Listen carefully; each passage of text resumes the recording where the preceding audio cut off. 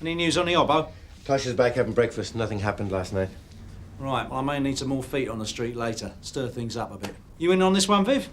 No, I'm in court this morning, the Holden case. What, the rape? Well, that's just the committal, isn't it? Yeah, but they want to go at our witness, so I said I'll see her through it. Social work? I said Viv should see this one through. It's useful experience for her. It's the sort of thing we ought to be doing for a rape victim. All right. But be available this afternoon. W.D.C. Martella. Yes. Julian Bates, representing the CPS in the Holden case. We spoke on the phone. We did indeed. Our witness hasn't identified herself to me. No, I haven't seen her yet. I hope it's been made clear to her that without her deposition today, there's no case to answer. She understands. She'll be here. What are we up against?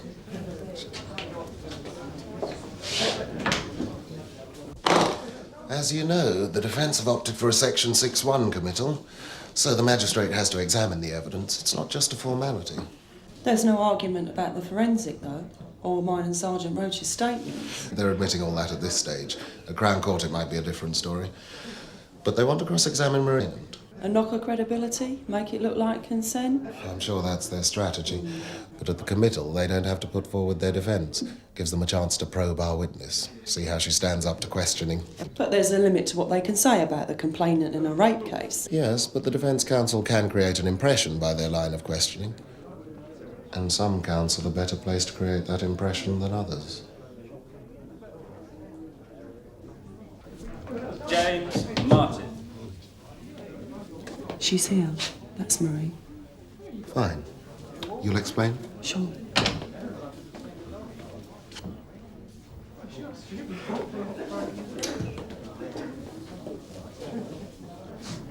Marie. Hi. You all right? Yeah, where do I have to go? Come and sit down. You can wait here till you're called. The CPS know you're here. I thought I wouldn't get all this aggravation till the proper trial. You said it would be months. No, what I said was most committals go through on the nod, but the defence can ask the prosecution to put one or all of their witnesses up. And this time they've asked for you. I've told you everything. It's all in the statement. I mean, what else can I say? The defence want to ask you about the statement, and they also want to check out how good you are as a witness. They'll be calling me a liar. They're not likely to get really nasty at this stage, but they'll be picking away and raising doubts. You've got to be strong and confident and stick to your story. Do you know what he's like, the lawyer? The geezer bloke who'll be having a go at me. Barrister. And it's not a geezer, it's a woman. The blonde talking to Matthew Holden. Terrific. You said they can't ask. I mean, they can't turn your whole life inside out, can they? You said to me... There are strict limits to what they can ask you about your previous sex life. Unless... Marie Summers! Yes.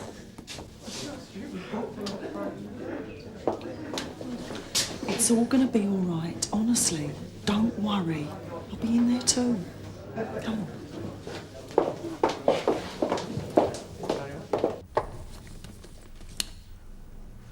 One minor point I'd like to clear up, Miss Summers. You describe your occupation as temporary secretary. Is this your only source of income? I don't know what you mean. Are you on the books of any other kinds of agencies? No, just the one secretarial agency. I'm not speaking of secretarial agencies. Are you on the books of the Starlight Escort Agency? Well, I did do a bit of that when I first came to London. You see, my information is that you're still registered with them. Well, I never got around to taking my name off, I suppose. Thank you for clearing that up, Miss Summers. Now I'd like to move on to other matters. So to be quite clear, Miss Summers, your relationship with Matthew Holden was a fully sexual one. You'd had intercourse with him. Yes. On how many occasions? I don't know. More than you can count. Objection. Miss Summers, when you were going out with the defendant, did you go to bed with him regularly, as a normal part of your relationship? Yes. Carry on, Miss Flaxen Green. Thank you for elucidating the point, Your Worship. Now, Miss Summers, your statement and the forensic evidence draws attention to the fact that during the alleged rape, you were almost fully clothed. The forensic evidence has been admitted by the defence, Your Worship. It has indeed been admitted, and it is no part of our intention to challenge that evidence. I merely wish to examine the interpretation that the prosecution puts on the facts. Carry on. The evidence, which is not disputed, is that when intercourse took place on the night in question, your dress was pushed up around your waist and only your knickers and tights were removed. The prosecution claims that this was to make it easier for the defendant, who was holding you down forcibly at the time. But there was nothing unusual about your having clothed intercourse with the defendant, was there? Please answer the question, Miss Summers. I don't know what you're trying to say. I'll try to make myself perfectly clear. When you and Matthew Holden made love in the rather cramped conditions of his car on at least 2 occasions, you remained almost fully clothed, did you not? I don't know. I don't remember. Well, do you remember the occasion when you and the defendant made love in a bedroom at the home of Matthew Holden's friend, Peter Sykes, during a party? The room was being used to store the coats. Yes, I remember. Did you undress to any degree then? No. So when you and the defendant made love, you were hardly in the habit of standing upon ceremony. Objection, Your Worship. I withdraw the question. I realise it was phrased in such a way as might be thought sarcastic and offensive. Your Worship, my client does not propose to give evidence or call on any witnesses and reserves his defence until the trial. Is our bloke going to put him through the ringer now? No, the defendant doesn't have to say anything. Stand up, Matthew Holden. You are committed to the Central Criminal Court to stand trial on this charge of rape.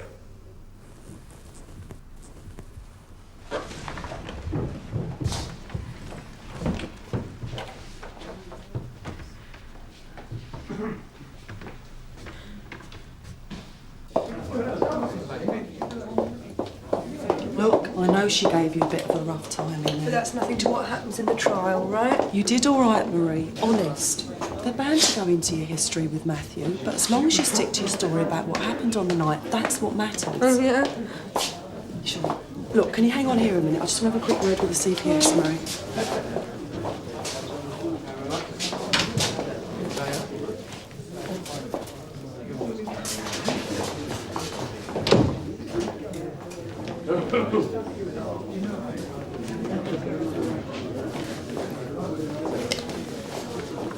I know what I said, Gov, but I didn't get a chance to talk to Marie after the hearing. She legged it while I was with CPS. Now there's a message she wants to see me, urgently. I think she should go, Frank. Victim support. We don't seem to have been too strong in that area. Right. Well, you better get on with it then, didn't you?